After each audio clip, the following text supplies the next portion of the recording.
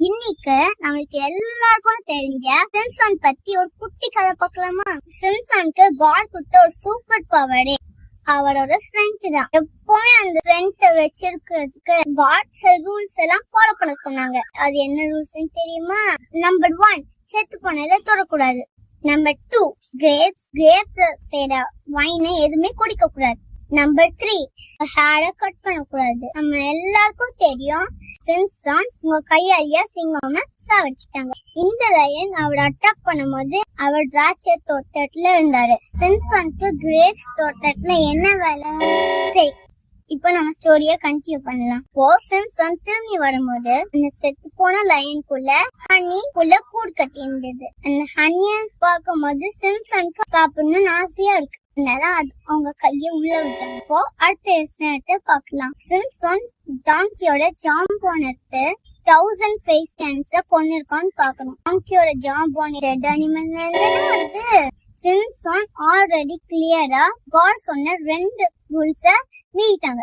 ஆனா God Simpson கொடுத்த பவரை எடுத்துக்கல. ஏன்னா ஆண்டவர் கிருபை உள்ளவர். பைபிள்ல ரோமன்ஸ் 2:4 ஒரு வசனம் இப்படி சொல்லுது, நம்ம காட் கிரேஸ் அசட்டை பண்ணாம நம்ம பண்ண தப்ப விட்டு மனம் திரும்பி உண்மையா மன்னிப்பு கேட்கணும். ஆனா சிம்சன் இந்த 2 தப்பு செஞ்சு திருந்தவே இல்ல. திரும்பவும் தப்புக்கு மேல தப்பா ஒரு பெலிஸ்டியன் விமனை கல்யாணம் பண்ணிட்டாங்க. இந்த பெலிஸ்டியன் விமன் டெலிலா சிம்சனோட ஸ்ட்ரென்த் என்னதுன்னு தெரிஞ்சு அவங்களோட ஹேர கட் பண்ணிடுறாங்க. இப்போ சிம்சனோட ஸ்ட்ரென்த் அவனை விட்டு போயிடுது. காட் அவன் கிட்ட இருந்து எடுத்துடுறாங்க. சிம்சன் அவனோட ஸ்ட்ரென்த் அவனை விட்டு போனதுக்கு அப்புறம் அவன் தோக்கடிக்கப்படுறான். அவனை தூக்கி ஜெயில போடுறாங்க. அவன் ஒரு கைதியா ஆகுறான். அவன் கண்ணியா கூட ஆயிட்டாங்க.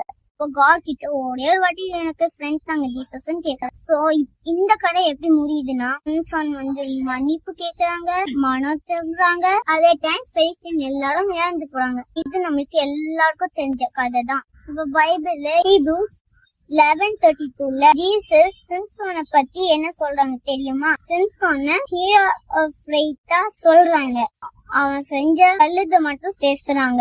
ஏன்னா காட் கிட்ட அவரை மன்னிப்பு கேட்டு அவர் மனம் திரும்பிட்டாரு. இத பத்தி சங்கீதம் 103:11-12 என்ன சொல்லுது தெரியுமா? ஜீசஸ் நம்ம செய்யற தப்ப நான் வச்சுட்டு இல்ல, மேற்குக்கும் கிழக்குக்கும் எவ்வளவு தூரமோ அவ்வளவு தூரம் நம்ம பாவத்தை நம்மள விட்டு தூரமா வச்சிருக்கோம். நம்மளும் சிம்சன் மாதிரி பாவம் செஞ்சு கீழ்படியாம காட்க்கு எதிரா எவ்வளவு நம்ம அதை செய்யறத நிறுத்திட்டு அதுக்காக மன்னிப்பு கிட்ட மனம் திரும்பணும் சீக்கிரமாவே. அதனால நம்ம கைதியாக வேண்டாம், அந்நியமாக வேண்டாம், தாழ்த்தப்பட வேண்டாம். இந்த